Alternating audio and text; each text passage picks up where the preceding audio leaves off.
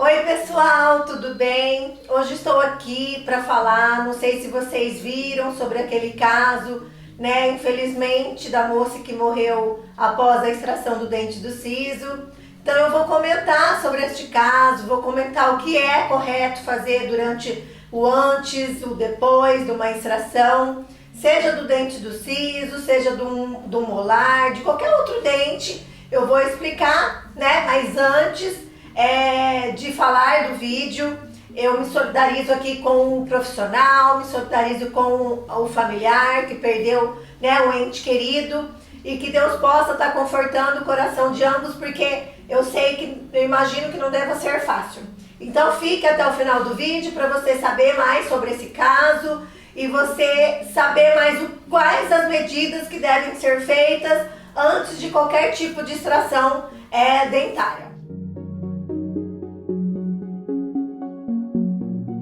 Bom, meu nome é doutora Dulcivane Santos, sou cirurgiã dentista e hoje eu estou aqui para falar desse caso, né, da pessoa. Eu fiquei sabendo, eu vi por acaso uma reportagem, até porque eu tenho alguns pacientes que vão precisar fazer procedimento cirúrgico no consultório e ficaram apreensivos depois desse fato dessa paciente que veio a falecer após a extração do dente do siso.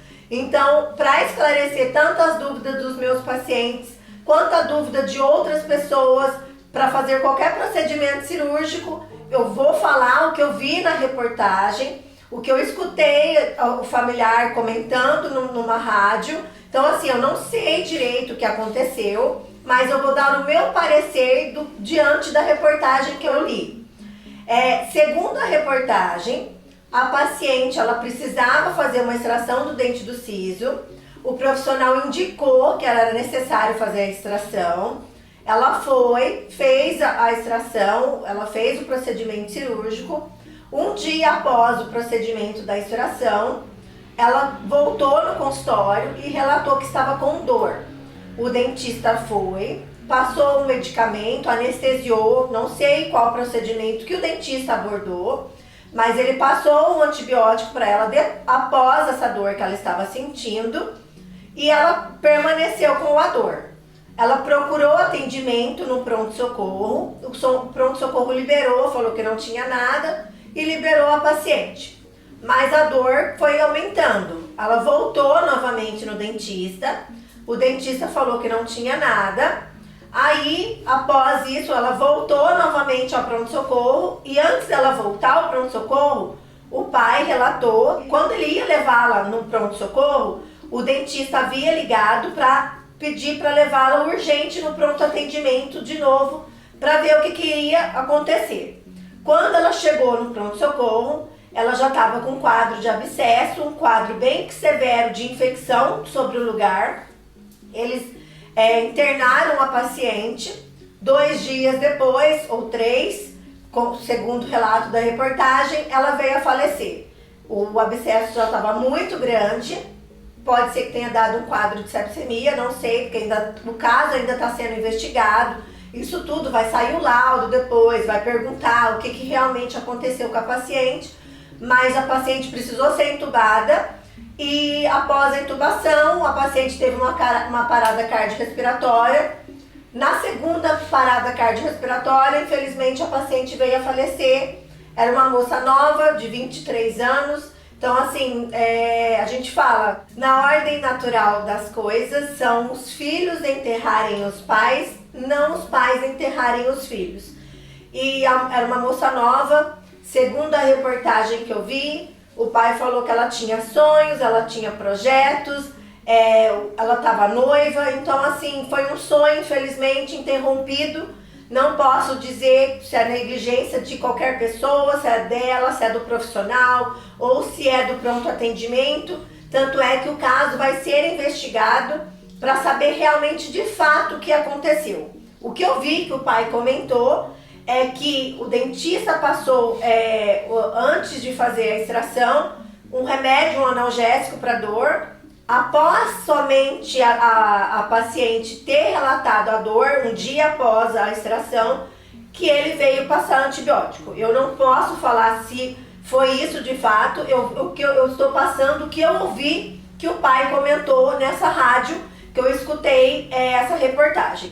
E falando sobre essa questão, o que deve, se deve passar remédio antes, se deve passar remédio depois, qual o procedimento, que cuidados eu preciso estar fazendo após o procedimento de extração, seja do siso, seja do dente, qualquer outro dente que a pessoa precisa estar fazendo procedimento cirúrgico. Normalmente, casos de qualquer procedimento cirúrgico que a gente faça, esses dias mesmo, eu até achei interessante um dentista falar assim, qualquer médico que você vá, para você tirar às vezes uma pinta, uma verruga, ele pede um exame de sangue.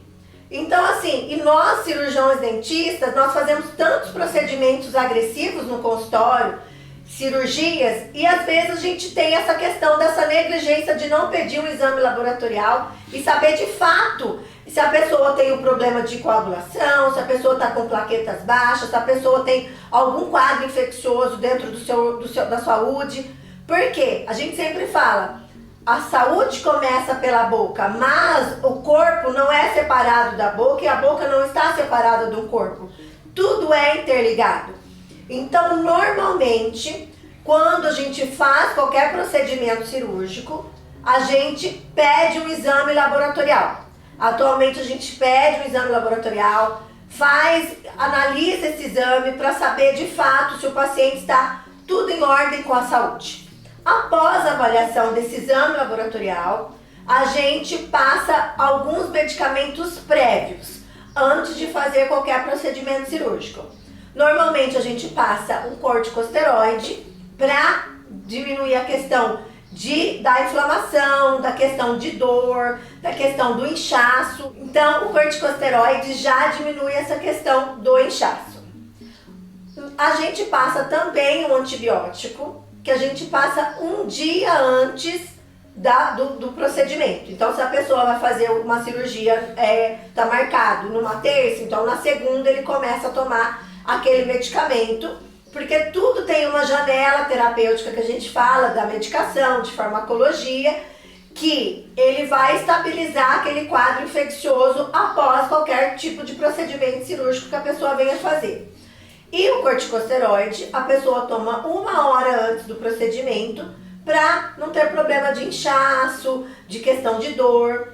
E aqui no consultório, a gente utiliza durante a extração, durante o momento que você está fazendo a cirurgia, a gente utiliza muito a ozonioterapia, que inclusive eu já tenho vídeo que eu comentei sobre ozônio.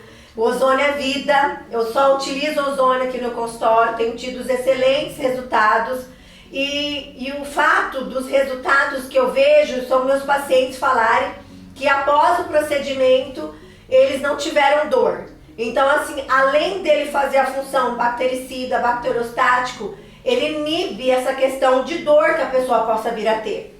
Mas se porventura o dentista não trabalhar com ozonioterapia, nós podemos fazer alguns usos de medicamentos para que ele tenha essa diminuição desse quadro de dor. Então, faz o uso dessas medicações prévias antes do procedimento cirúrgico. Normalmente também é indicado, porque assim, o antibiótico, se a gente for parar para pensar, às vezes quando o médico fala o porquê que ele tem um remédio específico, e o dentista fala, olha, compra esse medicamento desse laboratório porque eu confio. Porque às vezes tem remédios que a gente não sabe, depende muito do laboratório. Pode ser um remédio mesmo que seja genérico, ele tem essa questão de ser mais barato, mas às vezes, dependendo do laboratório, ele pode ser muito fraco. A gente fala como se estivesse bebendo água. Então quando a gente indica de fato um remédio, e se a pessoa falar assim, olha, compra esse, mas evite o medicamento genérico, é porque a gente sabe por que realmente aquele medicamento vai ser utilizado naquele momento. Outra coisa, o antibiótico, segundo alguns estudos, ele atrapalha na sua flora intestinal. Então, durante 2 anos ele fica trabalhando na sua flora intestinal, o quão forte ele é. O indicado sempre é passar um prebiótico e um probiótico após o medicamento do antibiótico, para ele trabalhar nessa flora intestinal, melhorar a sua flora intestinal. Não indico o omeprazol. Se você de fato olhar a bula, o omeprazol tem algumas contraindicações e tem o seu tempo de tomar, então eu não indico o omeprazol. E sim esse prebiótico e probiótico que tem alguns lactobacilos que vai melhorar a sua flora intestinal. Após o procedimento de extração, o paciente vai continuar tomando as medicações, analgésico, antibiótico, o corticosteroide se for necessário. A gente tem que dar pontos, a gente dá a sutura, que a gente dá o nome, chama sutura, então é preciso dar esses pontos, porque é o ponto que segura o sangue, o coágulo de sangue, para não ter um problema de hemorragia. Atualmente, qualquer procedimento cirúrgico que você venha fazer de extração, a gente utiliza o PRF, que é o quê? A gente coleta o sangue do paciente, coloca dentro de uma centrífuga, por isso que a gente pede os exames, para saber até a coleta desse sangue, coloca numa centrífuga e ele vai dar uma matriz, que é como se fosse a gente estivesse acelerando o processo de cicatrização daquele paciente. Como eu já falei, tem outros procedimentos que a gente faz na preservação de rebordo alveolar, como eu já fiz um vídeo anterior sobre a preservação de rebordo alveolar, dependendo de um dente que precisa fazer o procedimento de implante. Então faz outros, como se foi o dente do siso, às vezes não há necessidade de fazer, porque o paciente não vai precisar colocar o implante normalmente naquele dente. Mas a gente tenta fazer pelo menos o PRF ou tá utilizando o ozônio. Ou se a pessoa não trabalha com nenhum dos dois, mas que faça esses procedimentos prévios e pós o procedimento cirúrgico. E após a cirurgia, além das medicações que o paciente tem que tomar, ele precisa também ter alguns cuidados. Evitar ficar baixando a cabeça, evitar ficar no sol, evitar fazendo bochecho toda hora. Então tem tudo um cuidado que ele precisa fazer. É igual quando você faz um processo cirúrgico, você precisa fazer qualquer cirurgia no corpo. Você tem que respeitar o limite do seu corpo. Então é devagar, e a boca é da mesma maneira, porque às vezes a pessoa pensa, uma extração é simples, mas é uma cirurgia de qualquer maneira. Uma cirurgia que você faça de vesícula, de coração, um dente também porque um dente é um órgão, então ele não precisa, a gente não pode negligenciar isso, é importante, e qual tipo de tratamento realmente que deve ser feito de fato naquele dente. O dente do siso, como é a questão que infelizmente aconteceu da moça vir a falecer, ele é indicado a extração quando o paciente está tendo problemas, ele está inflamando, acontece de estar dando problema nos dentes vizinhos, aí a gente indica a extração dele. Se ele estiver legal, se ele estiver erupcionado, né, que ele nasceu direito, não está comprometendo os demais dentes, ele não está tendo problema de cárie, não tem por que extrair, deixa ele lá quietinho. Se a gente vai fazendo o acompanhamento, se for necessário, a gente faz a extração dele. E se for preciso fazer a extração, faça de uma maneira segura, faça os exames prévios, faça tudo que for preciso para não ter problema. É igual agora, a gente estava comentando de um quadro de uma paciente que teve problema de lesão de canal, fez a extração, teve um monte de problemas futuros e ela estava receosa porque ela tem um conhecido que teve problema no dente e já estava dando problema de coração devido ao problema dentário. Então assim, não negligencie, não fique com medo também. Se você precisar fazer qualquer procedimento cirúrgico, investigue, veja o que é necessário, os exames prévios, não tenha preguiça de fazer, falar, eu não vou gastar, não precisa disso, né? Mas tem amor à vida, né? A gente tem uma vida inteira pela frente, Deus sabe a hora e o nosso dia, mas a gente tem que fazer a nossa parte e espero que vocês tenham gostado do vídeo. Qualquer dúvida que você tiver, deixa aqui na descrição e volto novamente a dizer que me solidarizo tanto com a família quanto o profissional e ao longo da investigação, porque o caso ainda está em suspeita, então ao longo da investigação que a gente souber o laudo, quando sair essas coisas, eu vou e falo para vocês e faço um novo vídeo pra gente ir comentando sobre esse caso. Espero que vocês tenham gostado. Qualquer dúvida, deixa aqui nos comentários, curte, compartilha, se inscreve no canal e até o próximo vídeo. Fiquem com Deus. Um beijo, tchau!